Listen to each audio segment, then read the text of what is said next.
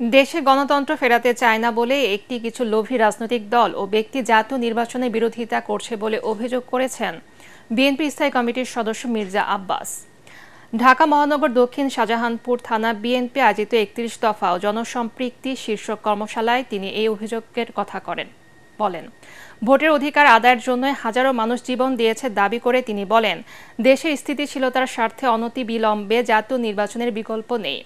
সংস্কারের কথা বলে নির্বাচন বিলম্বিত হলে জনগণ তা মেনে নেবে না বলেও মন্তব্য করেন মির্জা আব্বাস।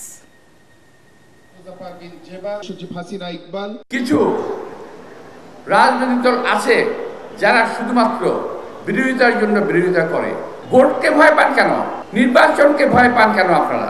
এইটা না হলে নির্বাচন করা যাবে না, ওইটা না হলে নির্বাচন করা যাবে না। আমরা বুকের তাজা রক্ত রাজপথে বিলিয়ে দিয়েছি গণতন্ত্রের জন্য, কথা বলার জন্য, ভোটের অধিকারের জন্য। করতে দেওয়া হবে না, করতে দেওয়া যাবে না।